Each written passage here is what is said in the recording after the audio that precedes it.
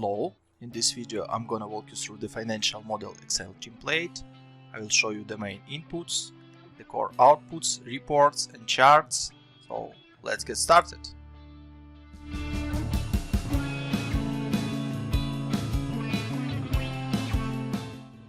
On the dashboard tab you can input your main drivers for the model, which is core input section, see the core financials and core charts related to the model. So let's begin setup of the model from the launch date, which can be, for example, April. You may see the notes in each yellow cell when you select it. It will help you to understand what information or what the assumptions you are going to input here. So the next step is to input your free trial period, which can be 3 months, for example. And the next step is to input your marketing budget and visitors assumptions. You have two sections here, which is offline and online marketing. If you don't need, for example, offline, you can just clean this section. If you need both, you can keep them both. So let me show you how it works. Let's set up monthly marketing budget across the years. Means this is average monthly spend on the budget for the marketing. Let's pretend this is 15,000 plus additional $1,000 per month across the next years. The next step is to input cost per visit or this online stream. Let's say it's $1, 1.1, 1.2, 1.3, 1.4. Exactly the same logic for the offline marketing. You can input average monthly marketing budget across the years and cost per visit. As a resulting, you have total visitors by years. The next step is to convert these visitors to paying customers using the conversion rates for your sales funnel. The first step is to convert your total visitors to sales opportunities. You can do this using visitors to sales opportunities conversion rate. Let's pretend this is 10%. You can change them across the years. I'll just set 10% across all the years. So 139,000 will be converted to 13.9 thousands of sales opportunities. And the next step is free trials. The model assumes that some opportunities can convert directly to paying customers. So sales opportunities to free trial can be, for example, 40%, and other 60%, which is 100% minus 40, will be converted directly from sales opportunities to paying customers.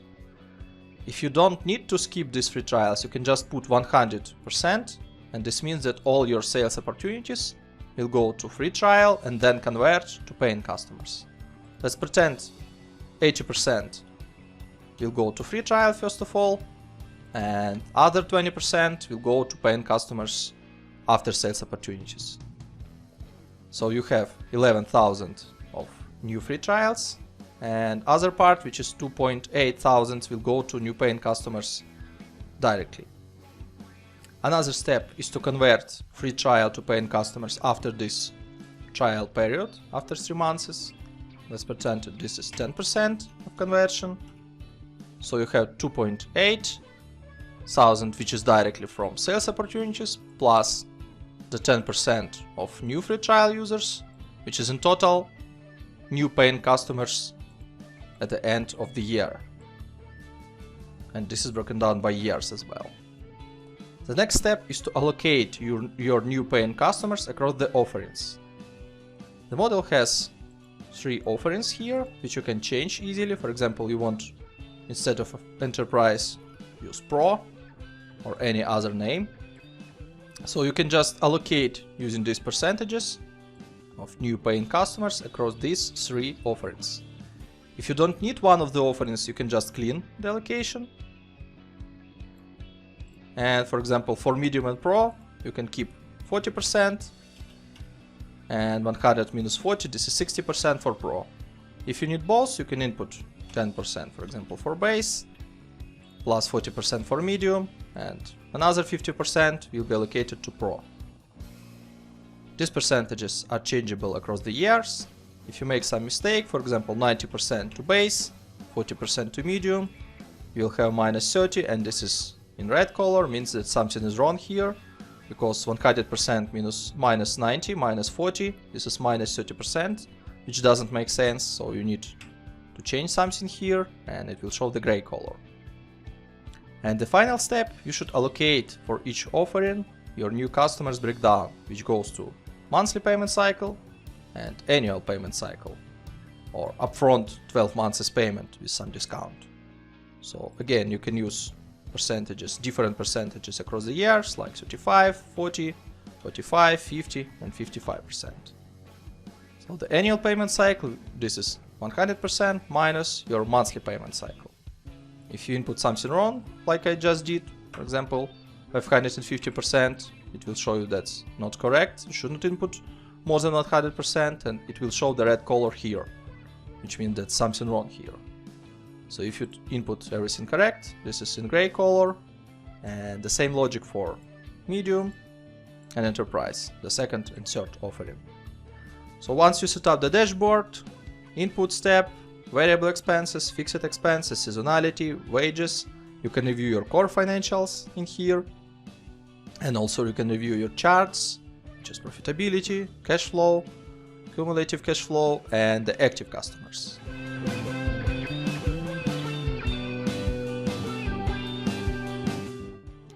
The Seasonality tab, you can input your marketing expenses seasonality assumptions, allocation by months across the year.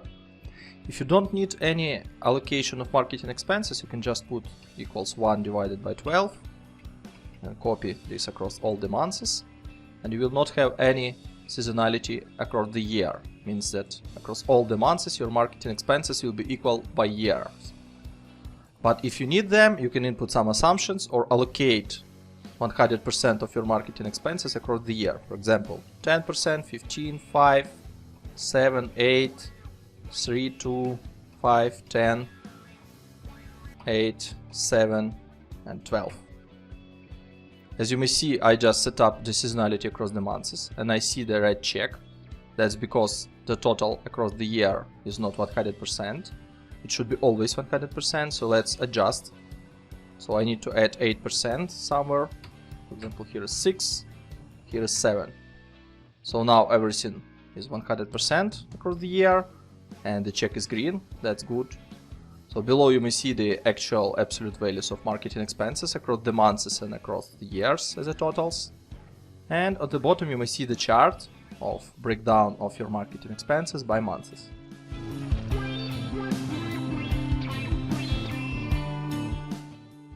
On the SaaS Charts tab, you may see the main SaaS KPIs and metrics broken down by two sets of charts. On the left side you can see the monthly amounts for the 2 years, and on the right side the monthly amounts for 5 years. So on the top set of charts you may see the MRR breakdown by 3 offerings. In this case this is enterprise, medium, and base. The next couple of charts will show you the MRR movement, which is new MRR, churn MRR by months, and as a result on the yellow line you may see the active MRR. On the next couple of charts you will see the lifetime in months of the base, medium, and enterprise customers. The next couple of charts will show you the lifetime value broken down by offerings. The next chart will show you the customer acquisition cost by months for the 2 years and for the 5 years. The magic number broken down by base, medium, and enterprise, and for the total customers. The magic number shows you the efficiency of using marketing expenses in terms of the acquisition of new booking. Average recurring revenue per customer is total and broken down by offerings. New visitors and new customers. It shows you the efficiency of your SaaS funnel conversion rates. The MRR growth, which show you the new MRR in dollars and month-over-month growth of MRR. The SaaS quick ratio, which shows you the ratio between new MRR divided by churned MRR. And one of the important SaaS KPIs, LTV to CAC ratio, it should be also always more than 1. In this case it is minimum, I would say this is 20 in this case, so business works very good in this case. Yeah, that's it for this step.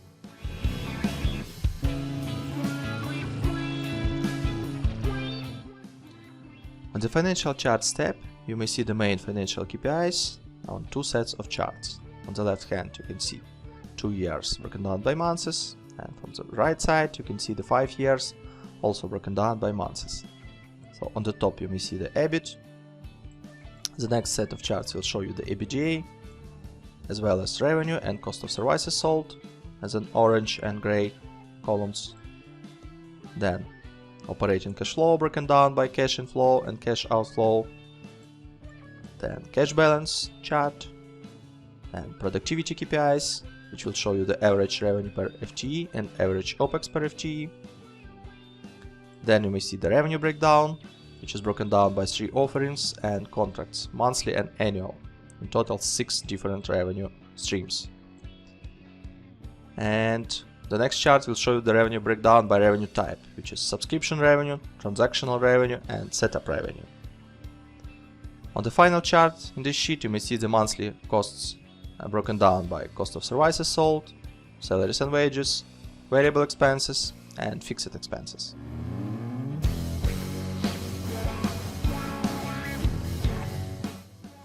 On the Customer Charts tab, you may see 2 sets of charts with main customer metrics, and this set of charts are 2 years broken down by months and 5 years broken down by months. On the first set of charts you may see the free trial users, which means that active free trial users by months. The next chart will show you the customer breakdown, which is breakdown by main revenue streams, base, medium, and enterprise by default. The next chart shows you the customer breakdown by payment cycles, which is monthly and annual payment cycle. And the last chart on this sheet will show you the customers movement, which includes the new customers by months, churn customer by months, and as a result, the yellow line will show you the active customers by months for the 2 years and for the 5 years.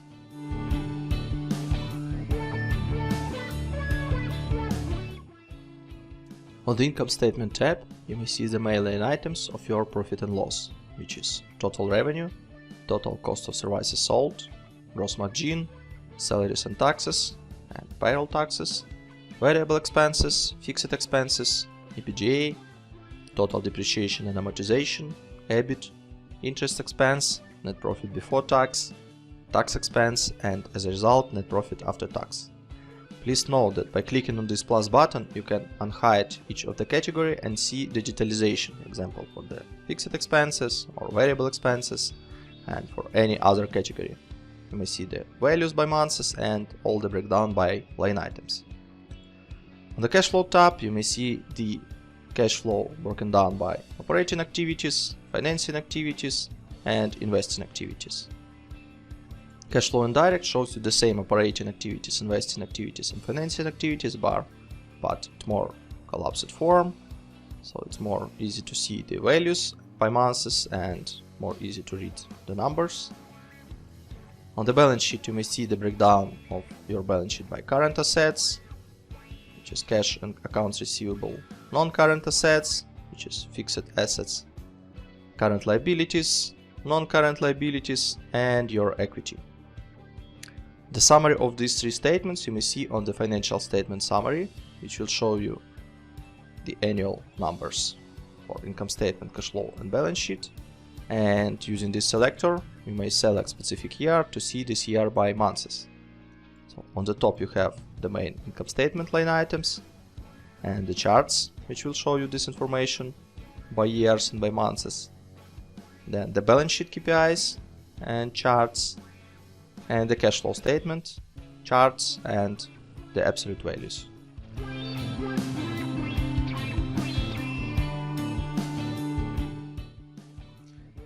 On the KPI tab, you may see the main benchmark KPIs for the SaaS industry, which is LTV to CAC, churn rate, month-over-month net MRR growth percentage, gross margin, and EBITDA percentage.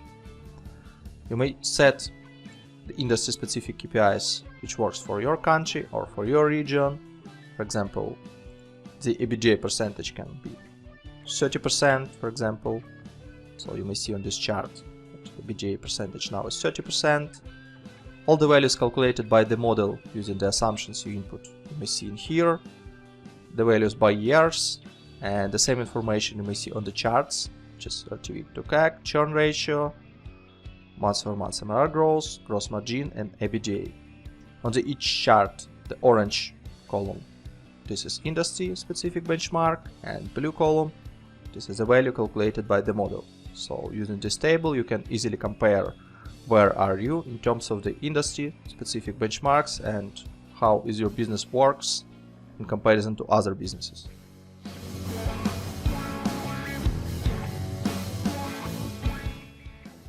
On the burn tab you can find the calculation of cash burn ratio, which consists of average burn amount across the year, average annual cash balance, and calculation of cash burn ratio.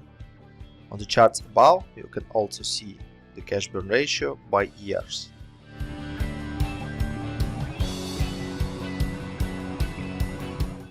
In the top revenue tab, you may see the breakdown of your revenue by 3 main offerings, plus additionally the breakdown by monthly and annual contracts for all 3 offerings.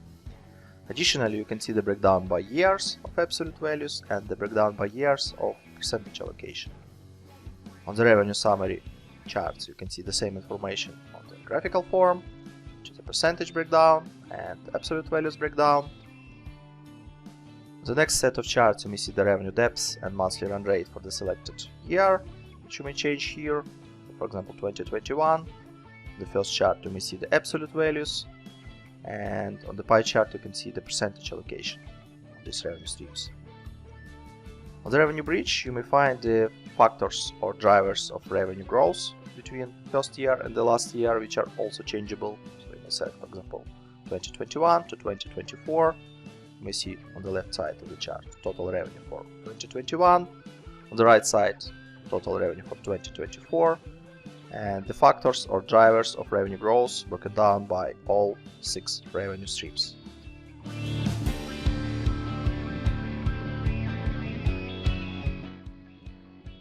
On the top expenses tab, you may find the breakdown of top 4 expenses categories, and all other expenses collapsed into other category. You may see the breakdown of absolute values broken down by years with the total below. And also to the right you may see the percentage breakdown of these expenses. The same information you may see on the charts below, which you may find the percentage breakdown and the absolute values breakdown. On the couple of charts below you may find expenses depth and monthly run rate for selected year. You are able to change this year, and you may see the absolute values and percentage breakdown on the pie chart. On the expenses bridge, you may find the main drivers of expenses growth between these 2 years.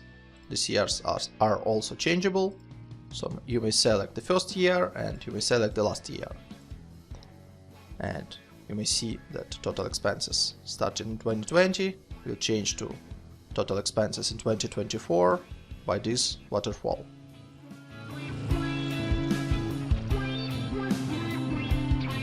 The break-even tab, you may find the calculation of revenue break-even level and break-even chart. For this particular use case, you may find that your revenue break-even level is less than actual revenue calculation. This means that company is profitable.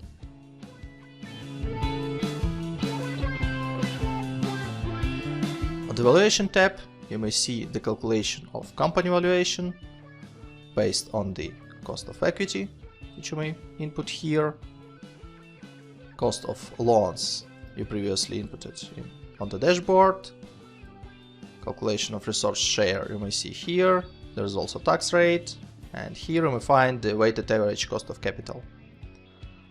In the valuation model there is 2 valuation methods, which is EBITDA multiple and revenue multiple. You may select one of them, and below you may input multiple of methods. Based on this information we can see terminal value, which is calculated on unlevered free cash flow. You may see the present value of unlevered free cash flow, NPV, and multiplicator evaluation for this particular company.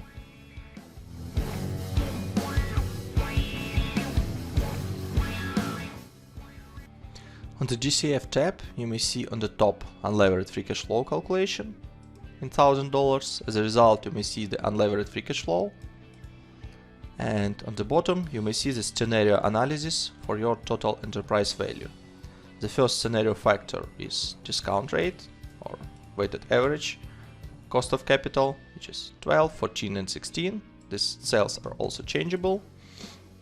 And the second factor for the first scenario analysis is EBITDA multiplicator. So you can use this multiplicator as an assumption as well. So you may change it to 8%, for example, and you may see the different values for your enterprise value.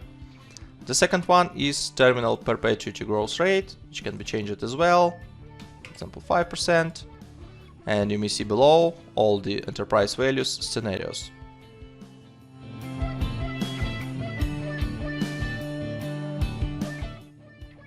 The negotiation table, you may see the calculation of investment round and negotiation round, up to 3 rounds for each.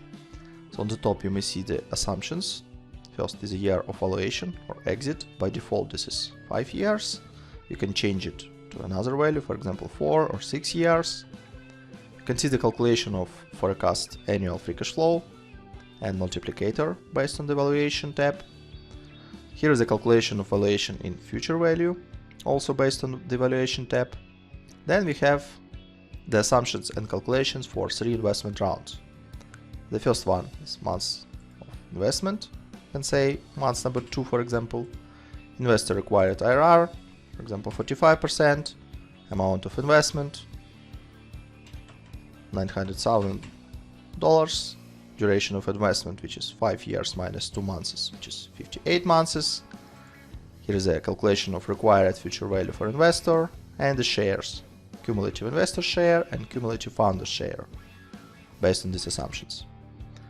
In terms of negotiation round, you can input individual investor share as an assumption, for example 1.5, and you may see the calculation of future value for investor and individual investor ROI and individual investors IRR.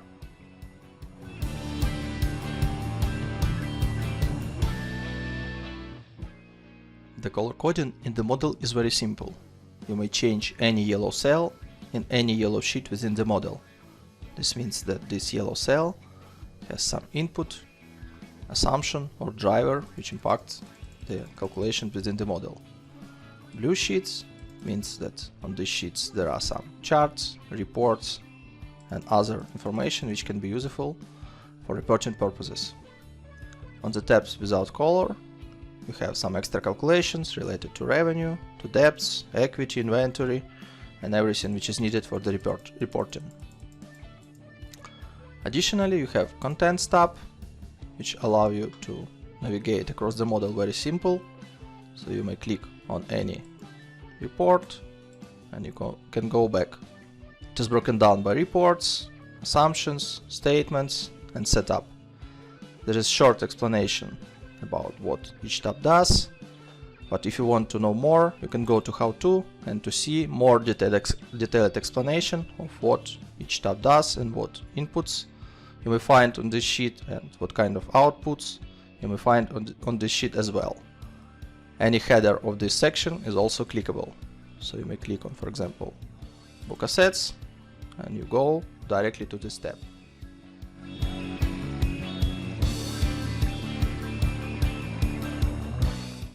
On the Inputs tab, you may input your main pricing and billing inputs to drive your revenue. So I'll show you how it works. First of all, you have regular price per month, which is broken down by 3 main revenue streams. By default, this is base, medium, and enterprise. The names you can easily change on the dashboard. And each offering is broken down by monthly payment cycle and annual payment cycle. So for both of these payment cycles, you should input the monthly equivalent of your regular price. Let's pretend for the base this is $50, 51 the next year, 52, 53, 54, something like that. For the annual payment cycle, let's say it's 40, 41, 42, 43, 44. On each yellow cell you have the note, what you are supposed to input here, so it's just easier for you to input and to understand what you're supposed to input here. So based on the difference of monthly and annual payment cycle pricing, you may see the annual payment discount in here. The next step is to input upsell if you need it. Let's pretend that 10% of customers will pay you additional $10 per contract. This means that your upsell will be additional $1 per month, for example, for this monthly payment cycle. How it works? So you have $50 plus 10% of $10, which is $1, and you have booking price per contract, $51, $52, $53, $54, $55. If you need more, for example, $50, it will add additional $5 per month of upsell across the years. If you don't need the upsell, you can just clean these cells, and that's it. For the annual payment cycle, your booking is multiplied by 12. So 40 multiplied by 12 is 480. Additionally, you are able to input the revenue terms, which is revenue payment delay, which will drive the account receivable part in your balance sheet here. So you have here the drop down, starting from 0 to 12 months of revenue delay. If you don't need any revenue delay, just input 0. Additionally, you can input the setup fee or one-time revenue per new customer to set up his account. If you don't need that, you can just input 0. If you need, you can keep it or adjust it, for example, to $50. Separately, you are able to input transactional revenue for all three offerings. So first of all, you need to input count of transactions per active customer per month, for example, 15, 17, 19, 21, 23, and the price per transaction. Let's pretend $5 across all the years. If you don't need any transactional revenue in your model, you can just clean this for all the offerings or clean only for one specific offering, like this. Hope that makes sense.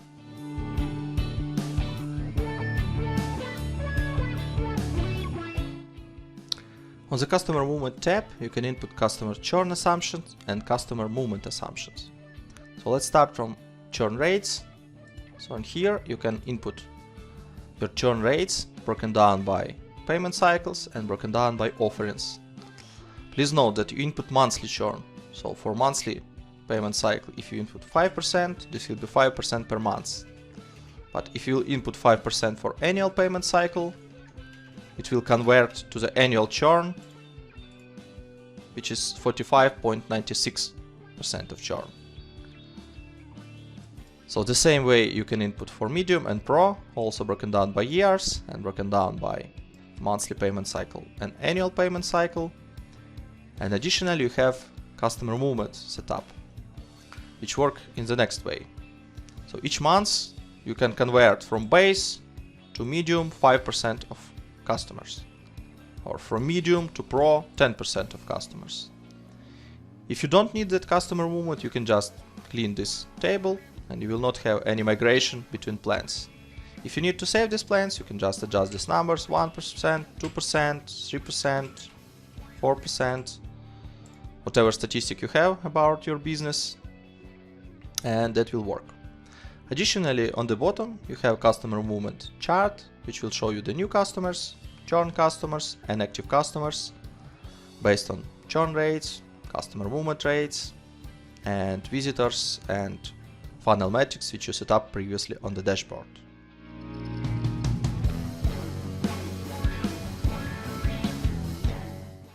On the cost of services sold tab, you can input up to 5 line items with the calculation of cost of services sold.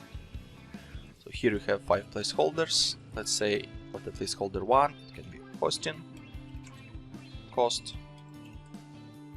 Also, you have up to 5 different categories of how you would like to forecast your cost of services sold.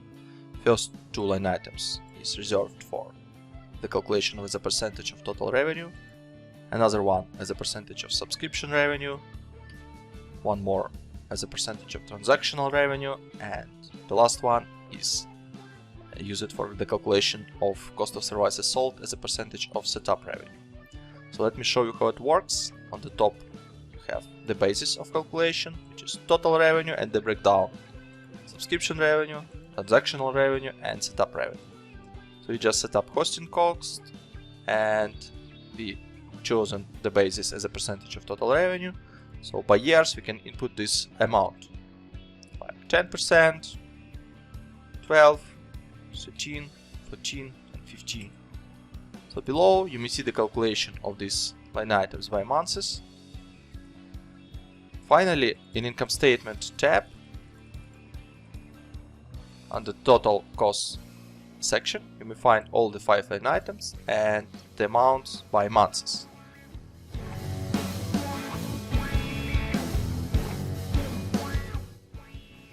On the variable expenses tab, you can input up to 15 line items of your variable expenses.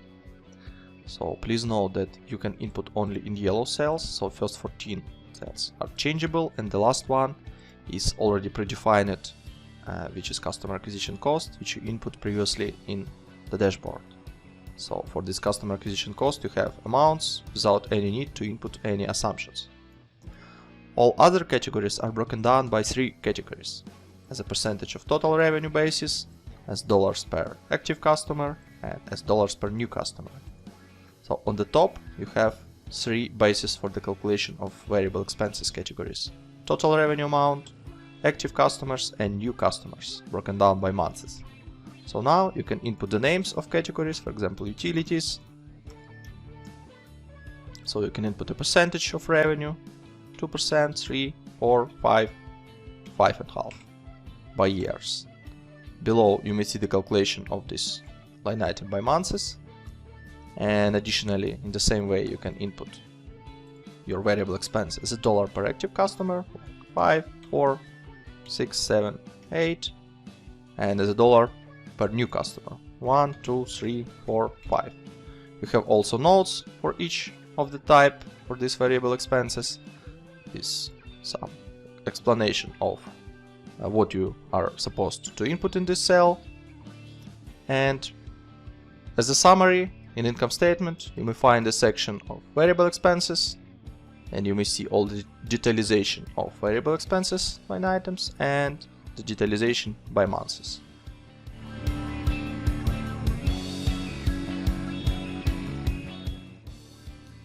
On the wages tab you can input your headcount by categories, with hire and fire date, with annual salary, with ability to input different number of employees by years, with annual salary rise percentage, with monthly bonus and tax rate. Let me give you a couple of examples.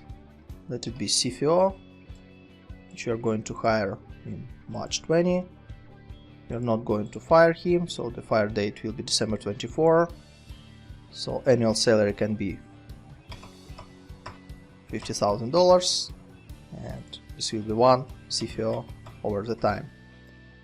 So you may see one CFO, which is one headcount, starting from March till the end of the model, which is December 24.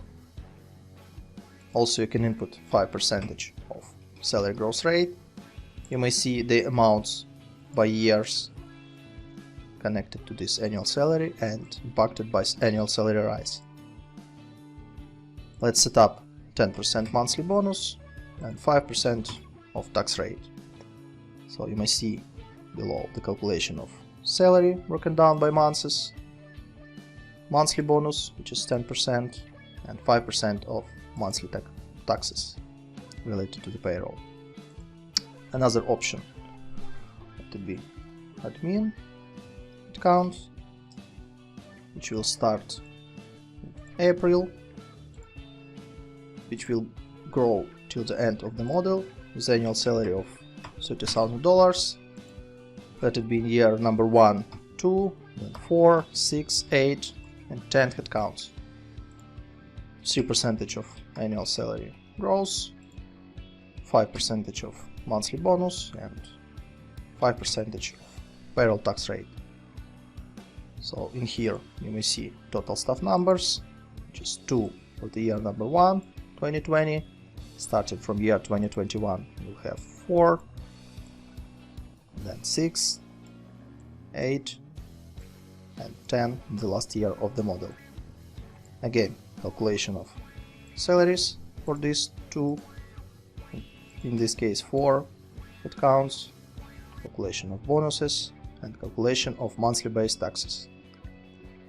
You may see an income statement, total salaries and wages, and here you may see the total amount of bonuses, payroll taxes, and wages for these headcounts.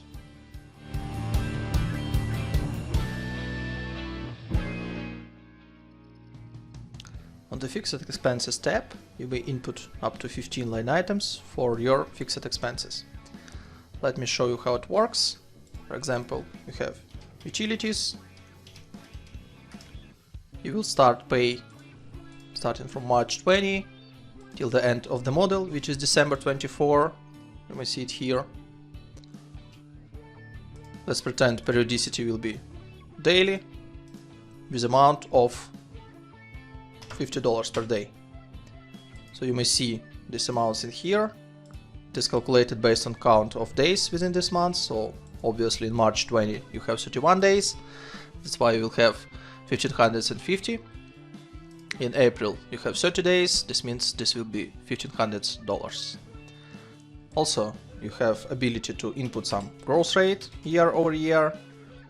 Once you input this growth rate, you will see that your utilities will grow year over year. Let me give you a couple of other expenses types. For example, advertising. Let it start in March and finish in August 24. This will be on weekly basis with amount of $100 without any growth. So starting from March till August 24, you have $400 per month, which is 4 weekly payments each month. And that's it. Another option is bi-weekly. For example, $500. You can start from July, for example, and you will have 2 payments, which is 2 bi-weekly payments within the month. $500 multiplied by 2, you have $1000 per month. Again, you can input some growth rate and you will see that your advertising expenses will grow year over year till the August 24, which is the last date of this expense type. Another option, office setup, which can be one-time payment, which will happen in February 20 with amount of $5000. Obviously you should not input any growth rates because this is just one-time fee, and you may see that office setup will happen in February 20 with this amount. Another option, insurance, let it be start from January 20 till the end of the model, and it can happen monthly with $1000 per month, with 5% of growth first year, 3% of growth second year, 2% of growth third, and 1% year number 4. So you may see this calculation here. Starting from January 21, it will grow for 5%, which is $50. And starting from January 22, it will grow for 3%, which is additionally $32. Another option, quarterly. You may see that insurance will be paid $1000 each quarter. You can start it, for example, from February, and this will be shifted to 1 month forward. Another option, semi-annually. In this case, you will have insurance payments once per half a year, again with a percentage of growth. And the last option is annual payments or yearly payments. You'll pay one time per 12 months, starting from February till December 24. For each expense type, you can use growth rate, and the calculation you may see in here. Also, in income statement, you may find total fixed expenses group. If you will ungroup this section, you can see these amounts broken down by months and by fixed expenses line items.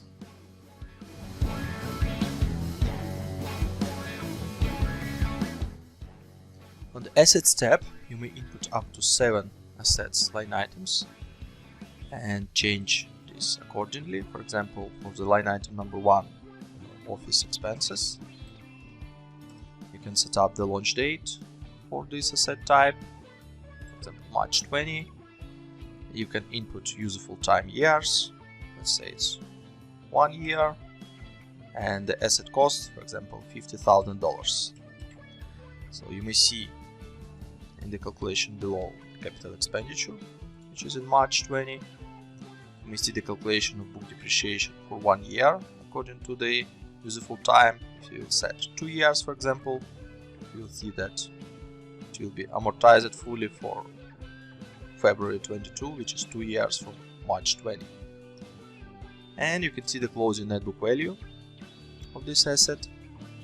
Additionally, you can input up to 6 other assets line items. So in income statement you may find the depreciation and amortization amount for each month. In the cash flow you may see the fixed asset capital expenditure, and on the balance sheet you may see the total closed net book value for these assets.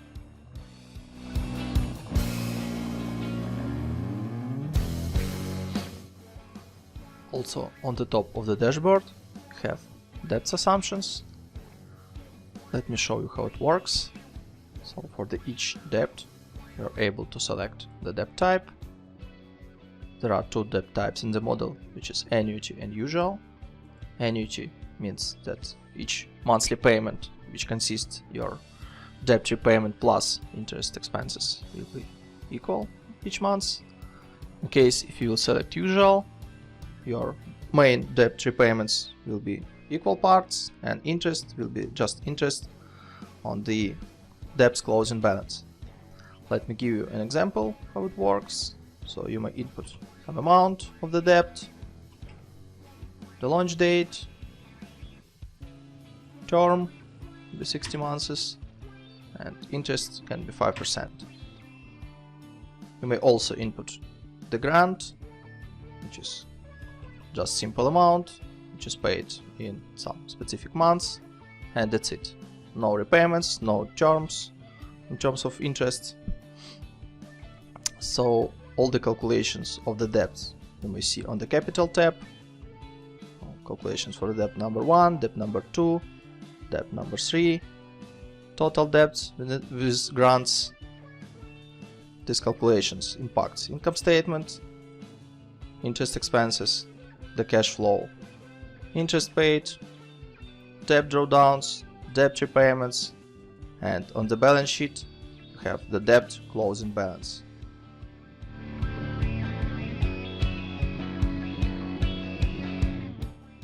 On the cap table you can input the main cap table assumptions for funding, angel, seed and Series A rounds, see some summary and calculations and reports.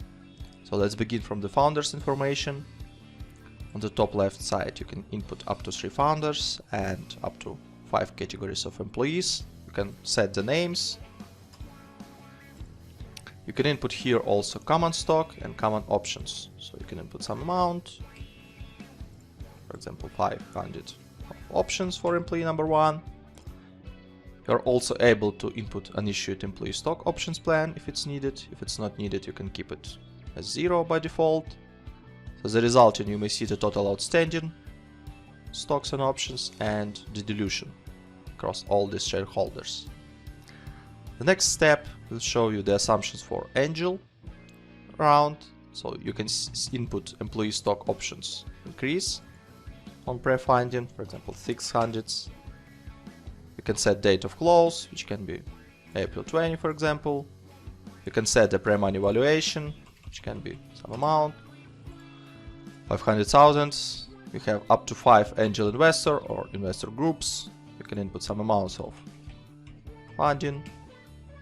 Below you may see the calculation of shares prior to angel round, the average share price, the sum of angel investment and post-money valuation based on the pre-money valuation and equity round. Exactly the same structure for the seed round and for the Series A round. Below you may see some summary charts and tabs. So in here you can see the shareholders, which is founders, employees and new options pool broken down by shares and dilution Additionally, you have angel investors on the next tab to the right, seed investors, and Series A investors. Below you may see more detailed cap table calculation based on the names of founders, employees, and angels. Again, you have common stock, common options, total outstanding, the dilution percentages across these shareholders. In the next step to the right, you can see the angel investment amounts, count of shares, and the dilution after angel round, seed round, and Series A round. Additionally, you have Options tab, where you can see the Capitalization Table summary on the top. You can see the Capitalization Table new options, which is angel, seed, and Series A. And you can input the capitalization for new issuance of options. For example, founder 1 can have in seed round another 600 options. Employee 1 can have in Series A some 300 options. As a summary, you have 3 reporting tabs which can be printed. This is cap table print, the detailization of funding, angel, seed, and Series A round, more detailed angel cap table round, which is summary of cap table before angel, after angel, and the breakdown of investors by investor names, dilution, outstanding, and common percentage. The same structure has seed cap table, it has founder cap table, angel investment and seed investment detailization, and on the top you can see the summary of cap table, after angel and after seed funding.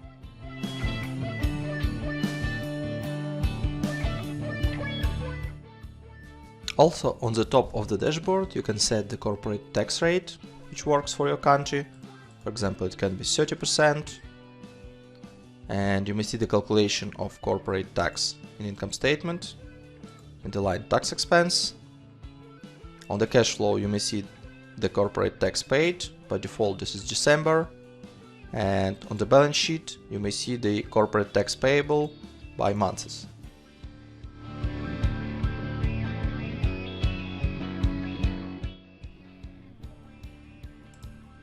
On the top of the dashboard you have currency, denomination, and taxes setup. So currency inputs means that you can input all your drivers for the model using one currency. You have currency outputs. It can be the same as currency inputs, and it can be different from currency inputs. So let me give an example. When you input in United States dollars, you have euro as an outputs, and for this case you can set up currency exchange rate. This is 1.2 for example.